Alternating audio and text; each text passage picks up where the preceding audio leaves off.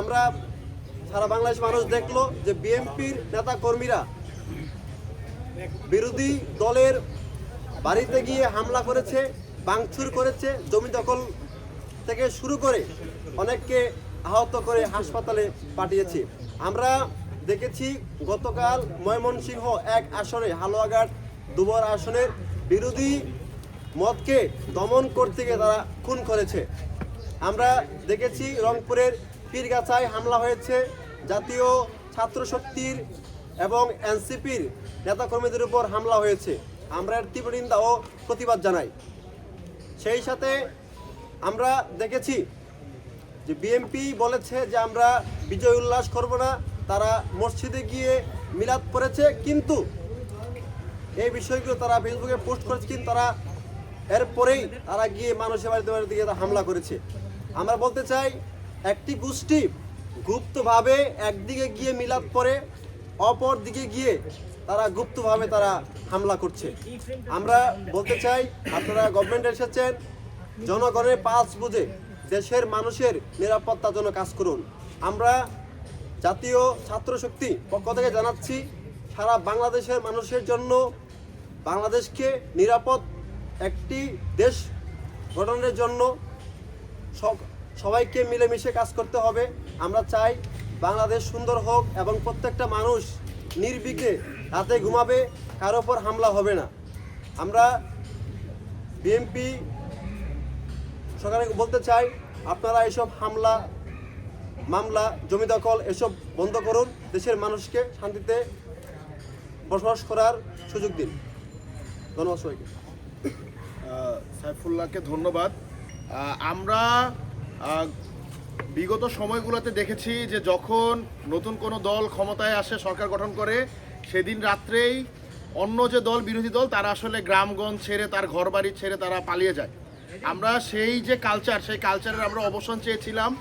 আমরা চেয়েছিলাম যে জুলাই গণ অভ্যুত্থানের মাধ্যমে আমরা রাজনৈতিক যে সহাবস্থান তৈরি করার চেষ্টা করেছিলাম, এটি জুলাই গণ অভ্যুত্থান পরবর্তী যে নির্বাচিত সরকার, তাদের হাত ধরে সেই গণতান্ত্রিক ধারাটা অব্যাহত থাকবে। আমরা জানি যে জাতীয়তাবাদী দল বিএনপি দীর্ঘ 17 বছর ধরে বাংলাদেশে গণতন্ত্র রক্ষার আন্দোলন করে এসেছে, তারা একটি ডেমোক্রেটিক কান্ট্রি রক্ষার আন্দোলন করে এসেছে, ফ্যাসিবাদ বিরোধী আন্দোলন করে এসেছে। সেই জায়গা থেকে বিএনপির প্রতি আমাদের প্রত্যাশা ছিল জুলাই গণ অভ্যুত্থান পরবর্তী প্রথম নির্বাচিত সরকার হিসেবে সেই গণতান্ত্রিক ধারাকে তারা অব্যাহত রাখবে।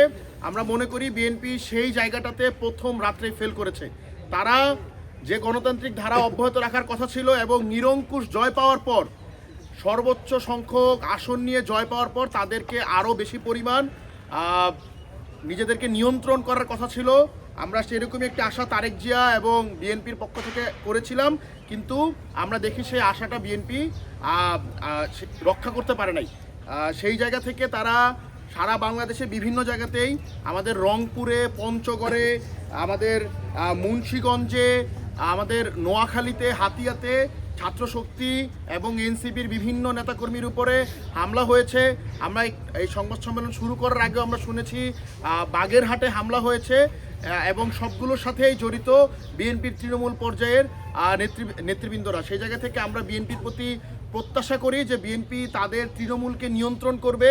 আর যদি এটা তৃণমূলের বাইরে গিয়ে বিএনপির কেন্দ্রীয় পর্যায় থেকে নির্দেশনা থাকে, সেই জায়গা থেকে আমাদের বিএনপির প্রতি ধিক্কার ছাড়া আসলে আর কোনো কিছু নাই। আমরা মনে করি বিএনপি 17 বছরের গণতান্ত্রিক আন্দোলনকে সামনের দিকে টেনে নিয়ে যাবে, বরং তারা যদি আবার সেই আওয়ামী কালচারে ফেরত যাইতে চায়, তাহলে বাংলাদেশের যে ছাত্র জনতা বিএনপিকে রুখে দিবে।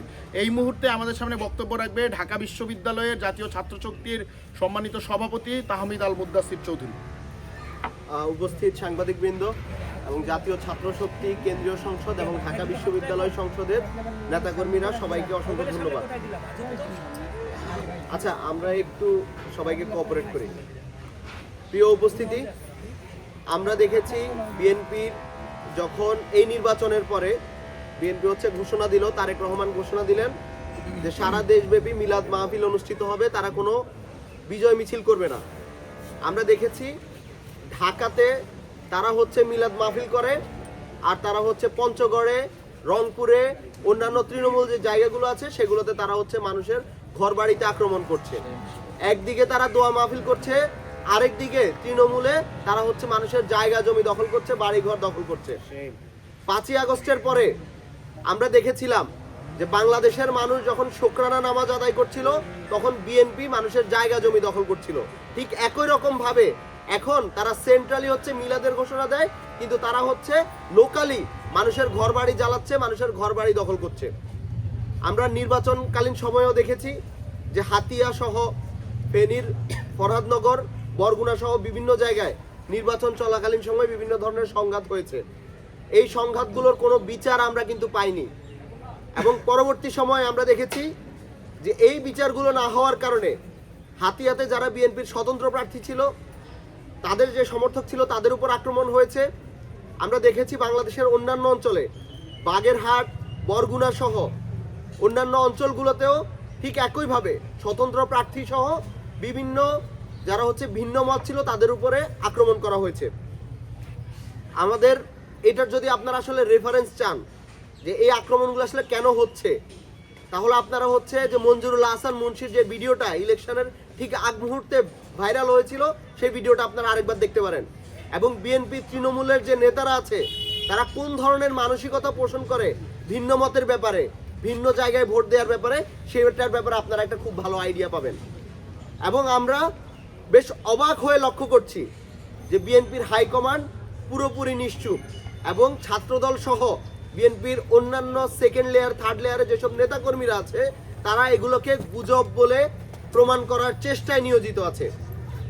তারা টোটালি এগুলোর কোনো ধরনের দায় নিচ্ছে না, বরং হচ্ছে তারা পুরোপুরিভাবে এগুলোকে গুজব বলে, এগুলোকে দ্বিপাক্ষিক বলে, সংঘর্ষ বলে এগুলোকে ফ্রেম করার চেষ্টা করছে। এবং আমরা আরও অবাক হয়েছি যে আমাদের মিডিয়াগুলোর আচরণে।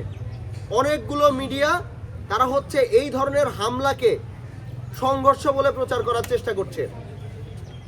বর্তমান সময়ে বিএনপিকে যেভাবে এইসব হামলা মামলা থেকে বিভিন্ন ধরনের তারা আক্রমণ করার পরে, দোষ করার পরেও, পাপ করার পরে তাদেরকে বাঁচানোর জন্য বিভিন্ন গোষ্ঠী যেভাবে উঠে পড়ে লেগেছে, আমরা আশঙ্কা করছি যে আরেকটা ফ্যাসিবাদের জন্ম হবে।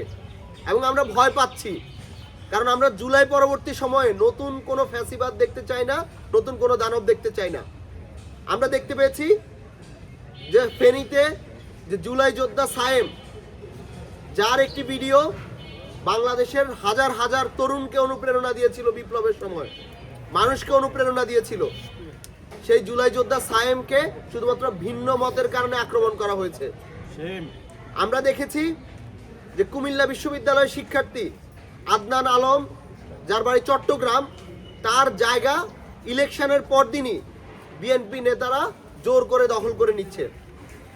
ঢাকা বিশ্ববিদ্যালয়ের শিক্ষার্থী, নারী শিক্ষার্থী যারা সহ আরও অনেকের উপরে আক্রমণ হয়েছে, তাদের জুবাইরের উপর আক্রমণ হয়েছে, তাদের ঘর বাড়ি সব তছনছ করা হয়েছে, তাদের পরিবারের নারী সদস্যদের উপর আক্রমণ করা হয়েছে। আমরা বাগেরহাটে দেখেছি একজন নারী প্রার্থীর উপর বিএনপি নেতা নারী স্বতন্ত্র প্রার্থীর উপর আক্রমণ করেছে। তো এই ধরনের ঘটনাগুলো, এবং মিডিয়া এবং মেইন স্ট্রিম যে সিভিল সোসাইটি, তাদের যখন আমরা দেখি যে তারা চুপ করে আছে, তখন আমাদের মধ্যে ভয় কাজ করে। কারণ আমরা দেখেছি কিভাবে হাসিনা একটা ফ্যাসিবাদ হিসেবে প্রতিষ্ঠা হয়েছিল।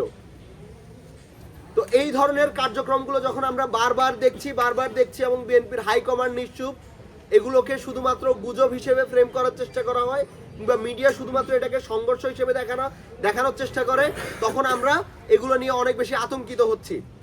আমরা দেখতে পেয়েছি রংপুরের পীরগাছা কাউনিয়ার পরাজিত যে প্রার্থী ভরসা, তিনি সরাসরি ঘোষণা দিয়ে ছাত্র শক্তি, যুব শক্তি, জামাত এবং এনসিপির যে নেতাকর্মীরা আছে তাদের উপর আক্রমণ করছে।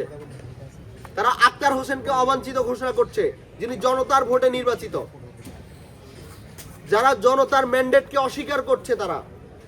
তো এই ধরনের আক্রমণগুলো আমরা আশঙ্কা করছি, এই ধরনের আক্রমণগুলোকে যদি এখনই বিএনপির হাইকমান্ড এগুলোতে যদি এভাবে নিশ্চুপ থাকে, এগুলোকে না থামায়, তাহলে এই ধরনের সংঘাত সেগুলো আস্তে আস্তে আরো বাড়তে থাকবে এবং বাংলাদেশের বিভিন্ন অঞ্চলে এই সংঘাতগুলো ছড়িয়ে পড়বে। তো আমরা মিডিয়া সহ সিভিল সোসাইটিকে অনুরোধ করব যে আপনারা সরকারের বা যারাই ক্ষমতায় আসুক তাদের হচ্ছে পা চাটা গোলামে পরিণত হয়েন না। আপনারা সত্যগুলোকে সামনে আনেন, যারা দোষ করবে তাদেরকে আপনারা কাঠগড়ায় দাঁড় করান, তাহলেই আমরা একটা সুন্দর বাংলাদেশ প্রতিষ্ঠা করতে পারবো। আমরা জুলাইয়ের যে আকাঙ্ক্ষা সেটিকে বাস্তবায়ন করতে পারবো। এই প্রত্যয় ব্যক্ত করে আমি আমার বক্তব্য শেষ করছি। ধন্যবাদ সবাইকে।